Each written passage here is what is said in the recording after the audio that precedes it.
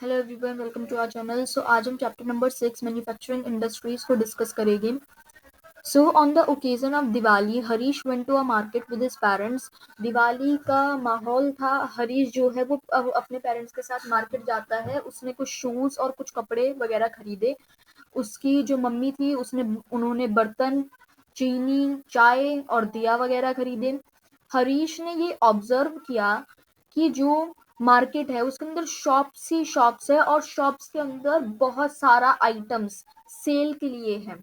वो हैरान रह गया कि कितने सारे आइटम्स हैं और कितनी ज़्यादा क्वांटिटीज़ में है। फिर उसके फादर ने उसे एक्सप्लेन किया कि जो शूज़ है, जो हमारे कपड़े हैं, जो चीनी वगैरह है, वो मशीन्स के द्वारा मैन्युफैक्चर होती है बड़ी बड़ी इंडस्ट्रीज में। कुछ बर्तन वगैरह जो है वो छोटी इंडस्ट्रीज में मैन्युफैक्चर होते हैं और वहीं जो दिया है वो एक हाउस होल्ड इंडस्ट्री में मैन्युफैक्चर होता है। मतलब इसमें आपको बताया गया है कि क्या चीज किस लेवल ऑफ इंडस्ट्री पर बनेगी। शू, क्लोथ्स और शुगर ये आपके लार्ज इंडस्ट्रीज इसके लिए चाहिए होती है। वहीं जो दूसरी तरफ जो यूटेंसिल्स वगैरह है वो आपकी स्मॉल इंडस्ट्रीज में भी उसका काम चल जाएगा। और जो दिया है वो आप घरों में भी लोग ये बना लेते हैं। ठीक है, artisans in house hold industry. ठीक है, now read. So production of goods in large quantities after processing from raw materials to more valuable products is known as manufacturing. Manufacturing क्या है, इसके डेफिनेशन है ये।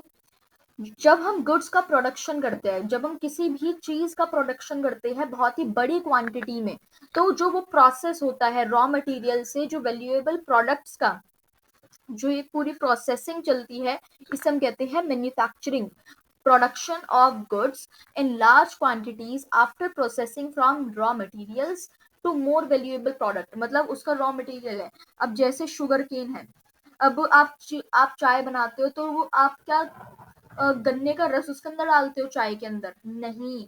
आप चीनी बनाने के लिए एक चीनी जैसे हमारा एक वैल्यूएबल प्रोडक्ट है और रॉ मटेरियल आपका शुगर केन है, तो अब हमें ज्यादा अच्छा प्रोडक्ट बनाने से उस मटेरियल से, शुगर केन हमारा रॉ मटेरियल है, जब हम उसके ऊपर प्रोसेसिंग करेंगे तो तब वो हमारी एक चीनी में कन्वर्ट होगा, एक वैल्यूएबल प्रोडक्ट में काम आएगा।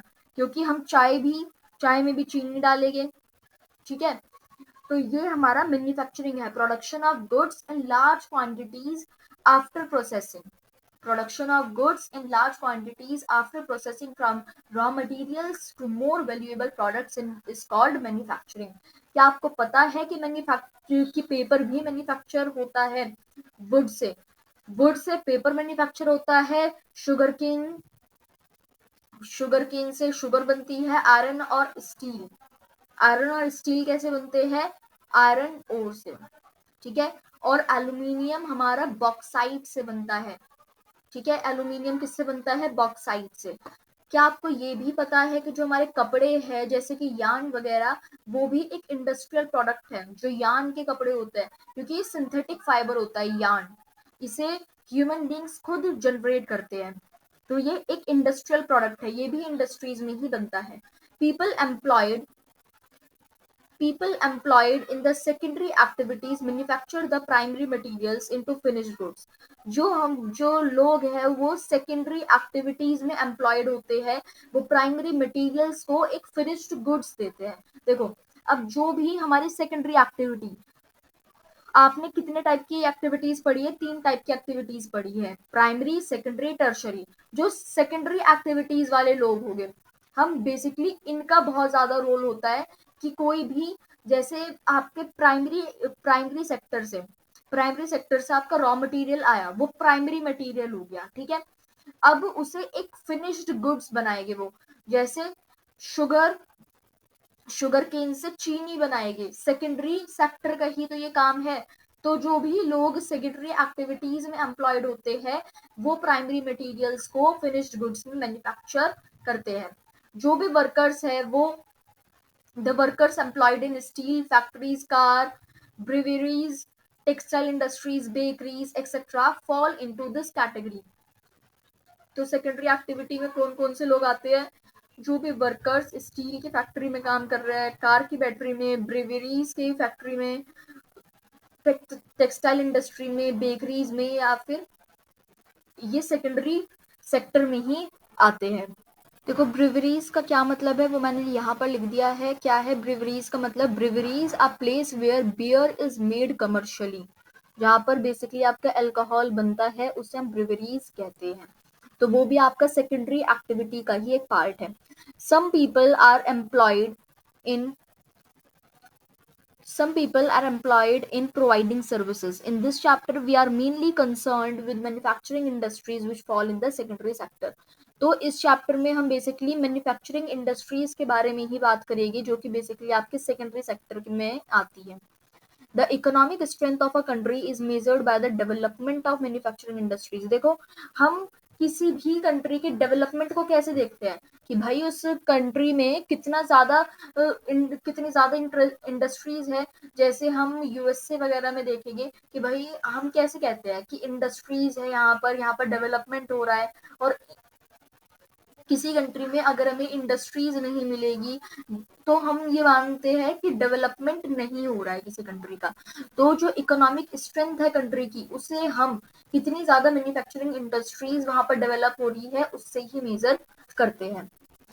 इंपॉर्टेंस ऑफ मैन्युफैक्चरिंग, मैन्युफैक्चरिंग के क्या इंपॉर्टेंस है? मैन्युफैक्चरिंग सेक्टर को एक backbone of development in general और इकोनॉमिक डेवलपमेंट इसे कहा गया है। मतलब किसे कहा गया है backbone of development? Backbone of development आपका कहा गया है मैन्युफैक्चरिंग सेक्टर को। ठीक है।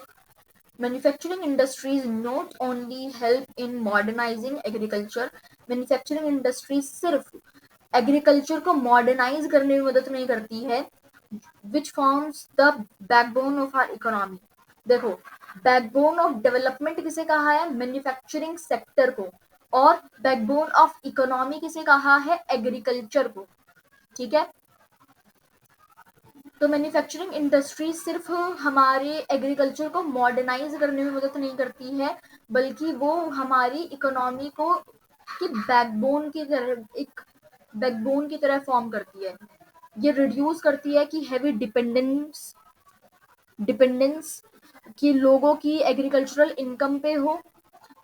देखो मैन्युफैक्चरिंग इंडस्ट्रीज क्या है? मैन्युफैक्चरिंग इंडस्ट्रीज का मतलब क्या है? अगर आप इंडस्ट्रीज बनाओगे, बड़ी बड़ी कंपनियां खोलोगे, तो क्या मिलेगा? देखो बड़ी बड़ी आपने कंपनियां खोली तो लोग आपको चाहिए होंगे काम के लिए। तो जब आपको लोग आपको चाहिए काम करने के लिए उस इंडस्ट्री में इतनी बड़ी में, तब एम्प्लॉयमेंट जनरेट होगा। ठीक है। लोग अनएम्प्लॉयड नहीं रहेंगे, एम्प्लॉयमेंट जनरेट होगा अगर बड़ी बड़ी इंडस्ट्रीज बनेगी तो सबसे पहले पॉइंट को ध्यान से पढ़ेंगे। Manufacturing industries not only help in modernising agriculture.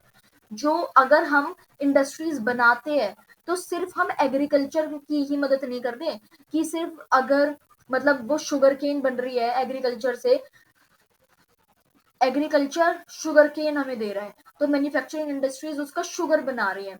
तो इससे सिर्फ एग्रीकल्चर का बेनिफिट नहीं हो रहा है, इससे देखो ठीक है सिर्फ एग्रीकल्चर का ही बेनिफिट नहीं हो रहा है। ये पहली लाइन आपको बता रही है। Manufacturing industries manufacturing industries not only help in modernising agriculture which forms the backbone of our economy. मैंने अगर हम इंडस्ट्रीज बनाते हैं तो वो सिर्फ हमारे एग्रीकल्चर को मॉडर्नाइज करने में मदद नहीं करती है, जो कि हमारी कंट्री की हमारी इकोनॉमी की बैकबोन है एग्रीकल्चर। ये रिड्यूस करती है डिपेंडेंस, लोगों की डिपेंडेंस की वो एग्रीकल्चरल इनकम पर है। देखो हमारे देश के अंदर more than two third of the people are engaged in the agricultural activity. मतलब 2/3 से भी ज्यादा लोग एग्रीकल्चर किसान है हमारे देश में। तो अगर हम इंडस्ट्रीज बनवाएंगे तो तब जो लोग इतने ज्यादा डिपेंडेंट है एग्रीकल्चर से रिलेटेड कि हमारी खेती से जो भी इनकम निकलेगी हम वही उसे यूज करेंगे। तो अब जब इंडस्ट्रीज बनने लग गई है तो लोग ज्यादा किसानी एग्रीकल्चरल इनकम पर डिपेंड ना रहकर वो इंडस्ट्रीज की इनकम पर भी डिपेंड रह सकते हैं कि जब वो सेकेंडरी और टर्शरी सेक्टर्स में भी जॉब ले। अगर हम इंडस्ट्रीज मैन्युफैक्चर करेंगे तो लोग सेकेंडरी और टर्शरी सेक्टर में भी जॉब ले पाएंगे।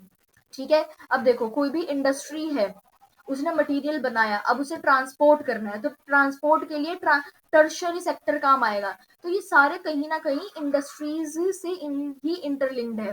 ठीक है, तो पहले पॉइंट में यही समझ आया है आपको कि मैन्युफैक्चरिंग इंडस्ट्री सिर्फ एग्रीकल्चर को मॉडर्नाइज करने में मदद नहीं करती है और एग्रीकल्चर हमारा एक बैकबोन है हमारी इकोनॉमी का, ये बल्कि ये भी रिड्यूस करती है कि जो लोग हैं, लोगों की बहुत ज्यादा डिपेंडेंस है हमारे देश के अंदर, कृषि प्रधान देश इसे कहा जाता है, तो बहुत ज्यादा हैवी डिपेंडेंस है लोगों की एग्रीकल्चरल इनकम पर कि खेती बाड़ी से ही हम पैसा कमाएंगे, बहुत ज्यादा डिपेंडेंस है लोगों की। तो उसे रिड्यूस करने के लिए, ठीक है, उसे भी रिड्यूस करने में मदद करती है अगर हम इंडस्ट्रीज मैन्युफैक्चर करते हैं तो।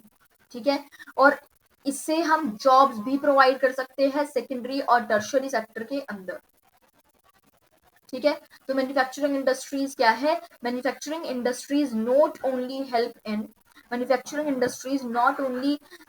इन modernizing agriculture which forms the backbone of our economy, they also reduce, बल्कि ये reduce भी कर देती है, they also reduce the heavy dependence of people on agricultural income by providing them jobs in secondary and tertiary sector। तो ये आपको point बिल्कुल क्लियर हो गया होगा फर्स्ट वाला। अब हम करेंगे second point. Industrial development is a precondition for eradication of unemployment and poverty from our country. जो भी हमारा इंडस्ट्रियल डेवलपमेंट है वो एक प्री कंडीशन है, एक छोटी कंडीशन है अनएम्प्लॉयमेंट के इराडिकेशन के लिए and poverty from our country. देखो इस पूरे सेंटेंस का मतलब क्या है?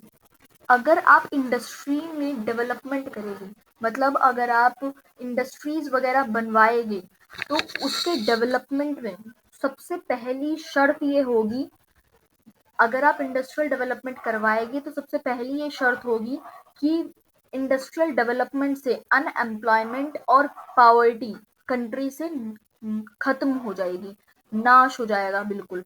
मतलब सिंपल अगर भाषा में मैं बताऊं तो इस लाइन का सिर्फ ये मतलब है कि अगर इंडस्ट्रियल डेवलपमेंट हुआ, अगर आपने औद्योगिक क्षेत्र में इंडस्ट्रीज वगैरह का ये डेवलपमेंट किया तो उससे जितनी भी गरीबी है, जितने भी लोग बेरोजगारी जो है हमारे देश की, वो सारी नष्ट हो जाएगी। ठीक है, industrial development is a precondition for eradication of poverty and unemployment from our country. So this was the main philosophy behind public sector industries and joint sector ventures in India। तो ये एक मेन फिलॉसफी है कि मतलब किसके पीछे की?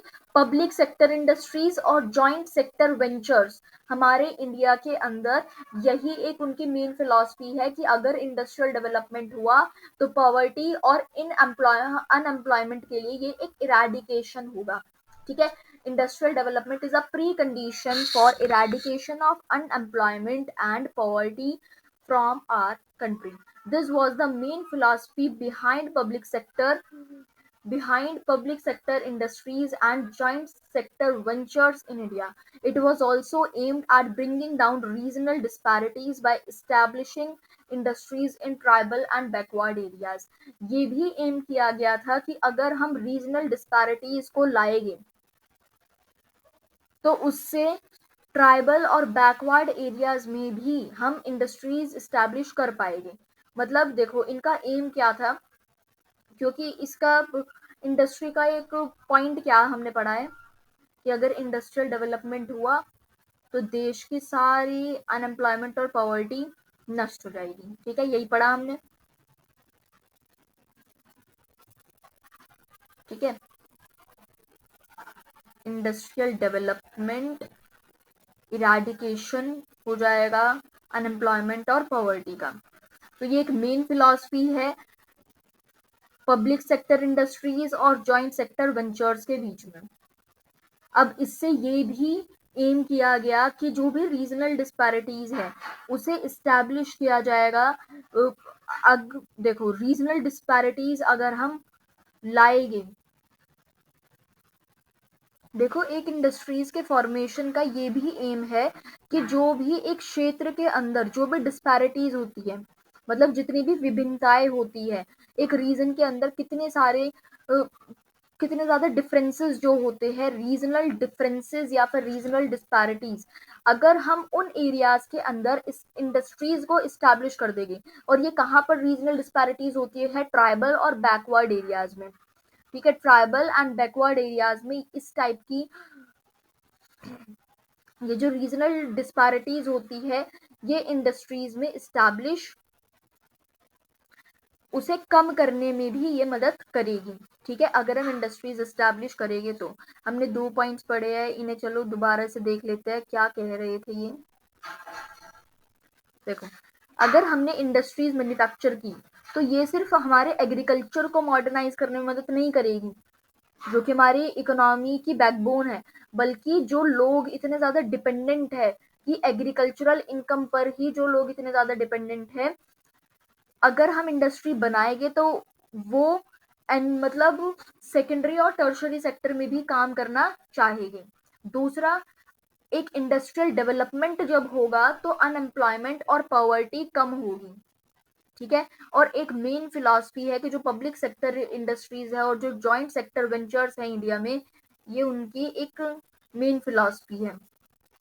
ये एम भी किया गया है कि अगर हम इंडस्ट्रीज इस्टेब्लिश करेंगे तो अगर हमने इंडस्ट्रीज ट्राइबल और बैकवर्ड एरियाज में इस्टेब्लिश की तो जो भी वहां के रीजनल डिस्पैरिटीज है वो कम हो पाएगी। ब्रिंगिंग डाउन का मतलब होता है कम होना।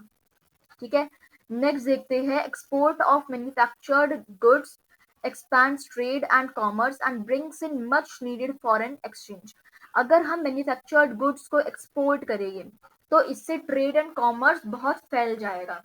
ठीक है, अगर हमने बने बनाए जो भी चीजें हैं अगर हम उन्हें एक्सपोर्ट करेंगे तो उससे ट्रेड एंड कॉमर्स बढ़ेगा और उससे फॉरेन एक्सचेंज भी होगा। देखो ऑब्वियस सी बात है, अगर हमने अगर हम बिजनेस कर रहे हैं, सिर्फ हमने जैसे दिल्ली में हम बिजनेस करने की सोची, हमने खोला, अगर हम अपने व्यापार को बढ़ाएंगे, अपने जो भी हमारी चीजें हैं, मैन्युफैक्चर्ड गुड्स है जो हमारी कंपनी ने बनाए हैं, अगर हम उन्हें एक्सपोर्ट करने लगे, हम दूसरे अब स्टेट में हमने दूसरी स्टेट्स के अंदर हमने एक्सपोर्ट करना शुरू किया, फिर हमने फॉरेन कंट्रीज में भी अपने गुड्स को मैन्युफैक्चर्ड गुड्स को एक्सपोर्ट करना शुरू किया, तो इससे बहुत ज्यादा हमारा जो व्यापार है वो बढ़ेगा ही। ऑब्वियस सी बात है, पहले हमारी दिल्ली में दुकान थी और अब पूरी दुनिया में हमारी दुकानें हैं। तो इस तरीके से मैन्युफैक्चर्ड गुड्स को अगर हम एक्सपोर्ट करेंगे तो ट्रेड एंड कॉमर्स बढ़ेगा और इससे फॉरेन एक्सचेंज भी हो पाएगा। ठीक है, तो इंडस्ट्रीज के आपने 3 इंपॉर्टेंट फंक्शन पढ़ लिए हैं। सबसे पहला, इससे जो लोगों की एग्रीकल्चरल इनकम पर इतनी ज्यादा डिपेंडेंस देखी जा रही है वो कम हो सकती है, लोग सेकेंडरी और टर्शियरी सेक्टर को भी थोड़ा बढ़ावा देंगे। दूसरा, अगर हमने इंडस्ट्रियल डेवलपमेंट किया तो इससे गरीबी और बेरोजगारी कम की जा सकती है, और जो भी हमारे पिछड़े वर्ग के लोग हैं या फिर जो भी ट्राइबल है, जो भी बैकवर्ड एरियाज है, वहां पर रीजनल डिस्पैरिटीज को कम किया जा सकता है अगर हम इंडस्ट्रीज बनाएंगे तो। तीसरा क्या है, अगर हमने गुड्स को मैन्युफैक्चर किया और हम उसे दूसरे फॉरेन कंट्रीज में भी उसे बांट रहे हैं, सॉरी, फॉरेन कंट्रीज में भी उसे लेकर जा रहे हैं, तो हमारा ट्रेड एंड कॉमर्स एक्सपैंड होगा। ठीक है, जो भी कंट्रीज ट्रांसफॉर्म करती है अपने रॉ मटेरियल्स को वाइड वैरायटी, मतलब फिनिश्ड गुड्स और हायर वैल्यू, आर प्रॉस्पेरस। देखो, जो भी कंट्रीज अपने रॉ मटेरियल को एक बहुत ही मतलब क्वालिटी पर जो कंट्री ज्यादा क्वालिटी पर फोकस करती है वो प्रॉस्पेरस बनती है, मतलब अमीर रहती है हमेशा। जैसे यूएसए के अंदर किसी भी चीज में केमिकल वगैरह नहीं मिलाया जाता है, बहुत ही प्योर उसमें चीज रहती है, क्वालिटी पर ज्यादा फोकस किया जाता है। जैसे कहीं ना कहीं इंडिया के अंदर कभी क्वालिटी पर ना जाकर अगर क्वांटिटी पर लोग ज्यादा ध्यान देते हैं, इस वजह से prosperous probably our country is not. ठीक है, so India's prosperity lies in increasing and diversifying its manufacturing industries as quickly as possible। तो देखो, अब थर्ड हमने पढ़ा था कि मैन्युफैक्चर्ड गुड्स को अगर हम विदेश में लेकर जाएंगे तो हमारा ट्रेड एंड कॉमर्स बढ़ेगा। अब जो भी कंट्रीज है वो अपने रॉ मटेरियल को एक wide variety of finished goods higher value पे, मतलब उनकी क्वालिटी पर जो कंट्री काम करती है अपने रॉ मटेरियल्स की हाई क्वालिटी पर, कि बहुत ज्यादा वैरायटी ऑफ फिनिश्ड गुड्स लोगों को मिले, तो वो प्रोस्पेरस बनती है। और इंडिया की प्रोस्पेरिटी सिर्फ कहाँ पर लाई करती है? इंक्रीजिंग और डाइवर्सिफाइंग उनके मैन्युफैक्चरिंग इंडस्ट्रीज को। So that's all for today. Next part हम नेक्स्ट वीडियो में करते हैं।